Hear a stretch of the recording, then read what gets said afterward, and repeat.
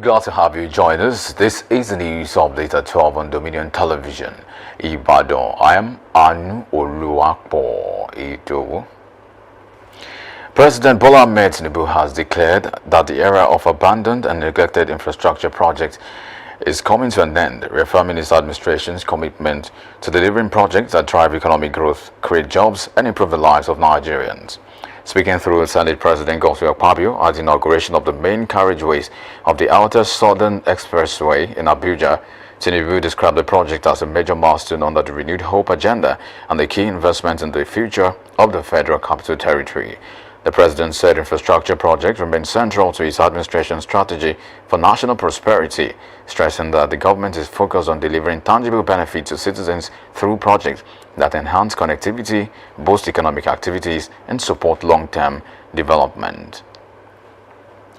In another development, President Bola Tinubu has directed a high-level government delegation to Addis Ababa, Ethiopia, to secure the return of nearly 300 Nigerians serving prison sentences in the East African country. The team, led by Foreign Affairs Minister Bianca Odumegu Ojukwu and Attorney General Lateef Fagbemi, is expected to sign a memorandum of understanding that will allow the inmates to complete their jail terms in Nigerian correctional facilities.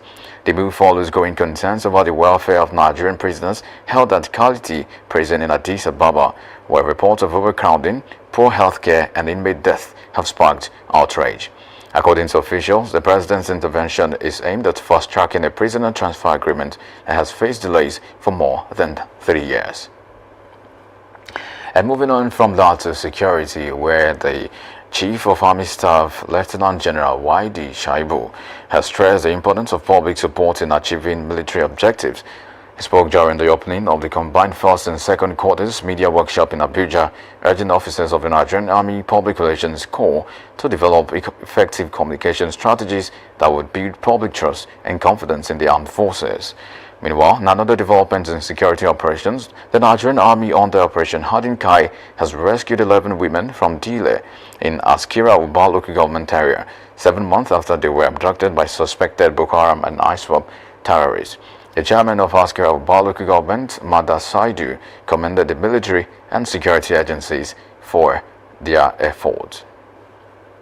Meanwhile, political parties are intensifying efforts to resolve post-primary disputes and finalize candidate lists ahead of key deadlines set by Independent National Electoral Commission (INEC) for the 2027 general elections. According to INEC, access codes to its nomination portal will be released on the 26th of June, while political parties must submit candidates' particulars no later than the 11th day of July. The Commission warned that unresolved internal conflict and ongoing legal challenges could disrupt preparations for the polls, as major parties are also working to conclude consultations and running mates and complete their presidential tickets before the submission deadline. And moving on, agricultural stakeholders have stressed the need for greater investment in irrigation technology and stronger partnerships to improve food production and enhance livelihoods in smallholder farms. This call came at the Kickstart International Southwest Nigerian Stakeholders Forum held in Ibadan, and our correspondent Damlola Daudu has the details. Experts in agriculture, development partners, financial institutions and farmers have called for increased adoptions of irrigation technologies to boost food production and drive sustainable development in Nigeria. The call was made at the Kickstart International Southwest Nigeria Stakeholders Forum held at the International Conference Center, University of Ibadan. The forum brought together representatives of international agricultural research bodies, agricultural training institutes, cocoa farmers groups, state agribusiness development agencies, development partners, microfinance institutions, local government officials, and other key stakeholders in the agricultural sector. Delivering a keynote address titled Scaling Smallholder Irrigation for Sustainable Development, the West African Regional Manager of the Kickstart International, Dr. Festus Ademola, highlighted the importance of affordable irrigation solution in improving agricultural productivity, increasing farmers' incomes, and strengthening food security. Yeah, the pump is quite very simple to operate. And mind you, of course, we as an organization, we don't sell directly. It is our partners that are actually selling in terms of these distributors. We give a lot of training components which are actually free. We train these farmers on pump usage and maintenance. We train them on good agricultural practices and a whole lot of other training components, which is free. And what we want is to make sure these farmers are able to actually operate this pump on their own. They're all manually operated, which means it's quite very simple. They're simple tools they use. And even a village woman doesn't really need to go to school before she can actually put this to use. And so what we normally do is to make sure before they buy the pump, we train them, they do a lot of troubleshootings, and then they're able to make life much more better for themselves. Of course, the pump is for dry season farming, which means they use the pump to actually irrigate their farmland. Again, they use it for domestic purpose, to give water to their animals, and of course to get water from the stream for their domestic use. Representing the Oyo State Commissioner for Agriculture and Rural Development, Mrs. Funke Adediran, Director of Research and Statistics, said the state government remain committed to policies and programs that support agricultural development. She described irrigation technology as a key tool for improving all year-round farming and urged stakeholders to strengthen collaboration aimed at boosting food production and farmers' income.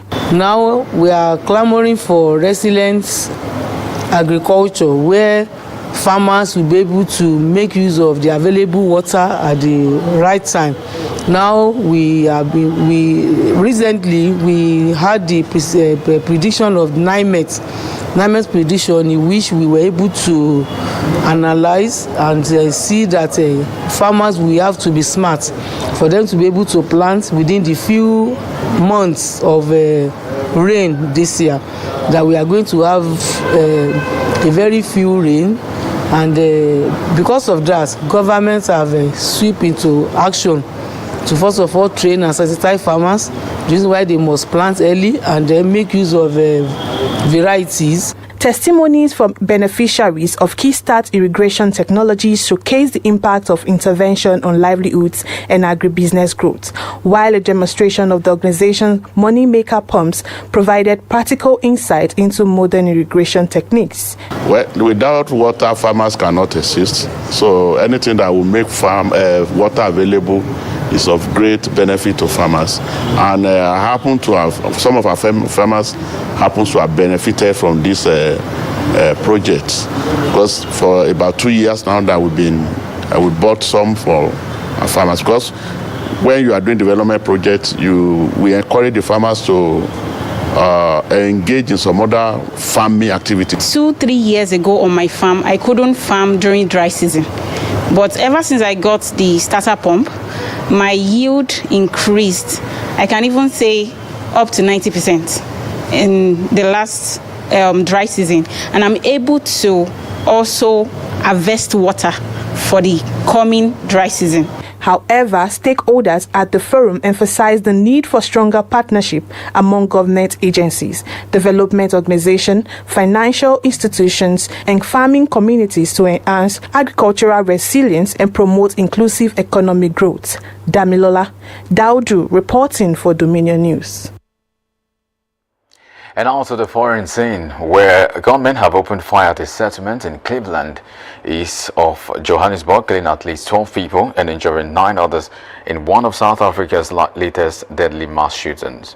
Police said the attackers entered the jumpers' informal settlement through 2 access points and opened fire at multiple locations before fleeing the scene. Although the motive for the shooting remains unclear, authorities have launched a manhunt for more than 10 suspects linked to the attack. Violence broke out in Belfast overnight as houses, vehicles and the bars were set on fire following a knife attack earlier in the week, with reports that some residents were targeted because of their ethnicity. Witnesses said hundreds of marksmen armed with bottles and bricks set fires and chanted anti-immigrant slogans in parts of the city. Northern Ireland's First Minister Michelle Ney condemned the attacks, saying families were being driven from their homes, while Police Chief John Bolger described the unrest as a huge act of self-harm. A parliament member also alleged that resident of African descent and the Ukrainian teenager whose family escaped after their front door was set ablaze were targeted based on their skin color. And out to the United States, where the United States says it has carried out a series of strikes on the Iranian military and surveillance sites following the downing of an American helicopter in the Gulf. The U.S. Central Command said air defense systems, radar installations and ground control stations near the Strait of Hormuz were targeted. In response, Iran's Islamic Revolutionary Guard Corps said it launched strikes on 21 targets at U.S. military bases across the region, including facilities in Bahrain and Jordan, while Kuwait reported intercepted incoming attacks. The United States described its action as a proportional response to the helicopter incident, while Iran condemned the strikes as vicious, marking a further escalation in tensions between the two countries. And now talking sport, England manager Thomas Tuchel has said the Three Lions are not among the favourites to win the FIFA World Cup, but believes his team can still dream of lifting the trophy. Speaking ahead of England's final warm-up match against Costa Rica in Florida, Tuchel compared England's World Cup ambitions to a player competing at Wimbledon without previously winning the title. He said the team has the potential to succeed but must remain focused and disciplined and take the tournament one step at a time. Despite downplaying England's status as favourites, Tuchel expressed confidence in his squad, insisting the players believe in their ability to compete for the title as they begin their campaign on June 17th against Croatia in Dallas. You can visit our website on www.dominion.org.ng to watch us live and interact with us. And also follow us across our social media platforms on Facebook, Instagram, TikTok, YouTube and LinkedIn at Dominion Broadcast and X at Dominion Cast. And that ends the news update on Dominion Television. I am Anu Oluwapo Edo saying thank you for watching.